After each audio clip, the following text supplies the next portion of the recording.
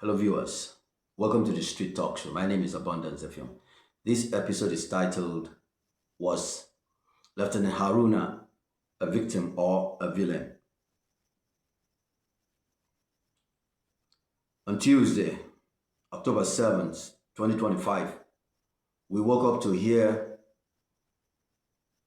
the story that the wife of Lieutenant Dr. Samson Haruna, who was serving in Uyo under 2nd Battalion, the Army 2nd Battalion, was allegedly killed by his wife because they had an argument over a text message that she saw in his phone.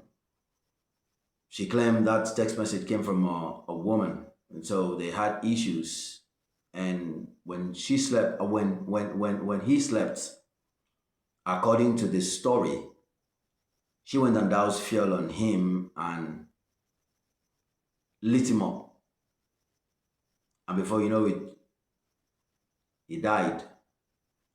When he was rushed to the hospital, he succumbed to the severe burns. She, according to the story, she literally set him ablaze while he was sleeping.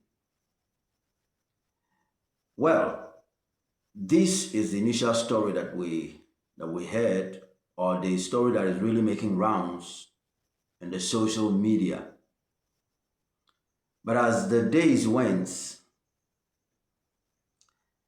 I read something from BBC Pidgin online, the online BBC Pidgin newspaper.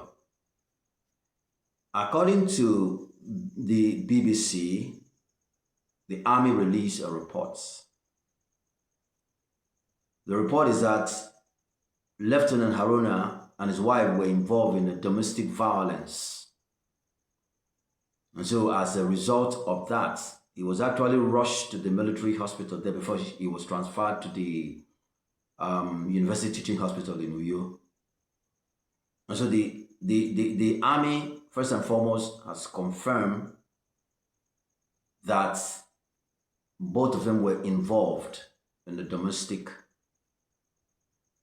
contention, in domestic violence. So domestic violence was there between both of them. Okay. But the army eventually concluded by saying that they are investigating this matter. It means that we will not really know the truth until the army has come up with their own investigations, the result of their investigations. But right now, there are a lot of conflicting stories making rounds in the social media space. I read somewhere on Facebook where this lady, this Mrs. Haruna, made her own side of the story. She gave out her own defense. She said she did not kill this guy, that it was deliberate accident. I don't know whether that was a slip of tongue, because I don't know accident that is deliberate. I mean, those two words for me are inconsistent. But she went again to say that this man had been beating her. In fact, at some point, she lost their baby. She lost their baby. Now, remember that if you're not aware, if you've not known it, this couple got married in April 2025. Their wedding was the talk of the town. And in this October, on October 7th, the guy died. Just 5 months in marriage. And this lady too is a medical personnel, a nurse. Her vision is that they've been having these altercations. The guy used to beat her up, and so she lost their baby. And then at some point, he decided to move out of their bedroom, bought a mattress, supported by the elder brother, who wanted her to leave the marriage. And then when he moved into a store in the apartment, he moved into a store, and there was some fuel cans in that store. According to her, whether he tripped on the cans and fuel was everywhere. At that point in time, he now threatened to set her ablaze. And in the course of these threats, he accidentally lit lighter, and the place, boom, went ablaze. But you know, when I read this version, there were so many stories, also with so many questions for me. How many rooms do they have in the apartment that they lived in? Was it a single bedroom that he had to move to a store? And then when he got there and then tripped the can of fuel, was the fuel all over the floor and also engulfed the mattress? Was she also in the room when he threatened to set her ablaze, or did he pour petrol on her? You know, because you ought to have poured petrol before you even threaten to set her ablaze. Why would you be in the pool of petrol and you're threatening to set some other person ablaze? And the idea of a store, I'm sure stores are usually not large. You should have said another bedroom. So there's so many questions there. And then there's this other investigative journalist who came out to say, look, he had gone to Jos, speak with her relatives, and that she was exonerated by the army, you know, and that she's hale and hearty at home. You know, she's been exonerated, so she's not guilty and all of that. But for me, with the investigative journalist, I was wondering why why did he not speak with the army? Why did he not speak with the family of this man that died, this young man that died? But this story of Lieutenant Doctor Samson Haruna reminds me of another story in 2027. Oh, sorry, in 2017. Don't mind me, I'm wrong. I am already running to 2027. So it reminds me of an incident, an event, aggressive events, aggressive incident that happened in 2017. It was a celebrated story where a certain Miriam Sanda, you know, the daughter of a prominent political figure, a woman in the North, stabbed her husband, Billy Aminu Bello, stabbed him to death. And, you know, the thing became a sensation. The media coverage was all over the whole place. She was sentenced to death by hanging. And at some point, she appealed that judgment of the High Court, and the appeal court supported the judgment of the High Court. Some people say that she's in Switzerland right now. She's been smuggled out. Some people say some people are saying that she's still in prison. In fact, in 2020, when Buhari was still around, in 2020, she was said to have been pardoned by the Buhari government then, until Mr. Ahmad Bashir came out to say no, that wasn't true. Ahmad Bashir was one of the spokespersons to Mr. President Buhari then. And then even the correctional services also came out to say that she was in their custody. But my point is this: domestic violence that occurs, are we aware of the fact that there are men that are victims?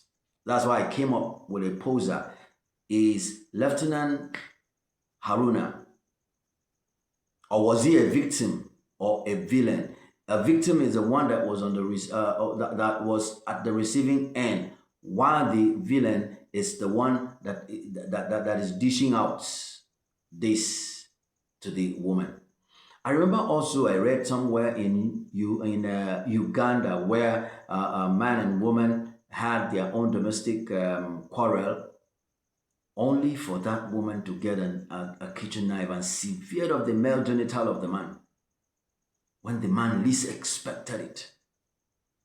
And so I want you to know that there are men that are going through this domestic violence. I used to have a friend that, you know, used to tell me that she would beat up the husband, seriously, beat up the husband, and then she will be screaming to the outsiders for help. Oh, this man is killing me. This man is killing me. I also remember when I traveled, in fact, the very first time I traveled to Wari, I went to, okay, the first time I traveled to Delta State, I went to Agbaro. I saw a family where the wife, I was told, used to beat the man seriously. And each time she does that, the man will have to escape from the house for his safety. I want you to understand that there are so many men that are crying. They are victims of this. Now, if the army investigation or maybe police or whatever or the law will decide that this woman is guilty, then Lieutenant Haruna would have been a victim of domestic violence. Domestic violence, the way we see it, is more like gender sensitive, as in it is men that are always beating up their wives, always creating that impression.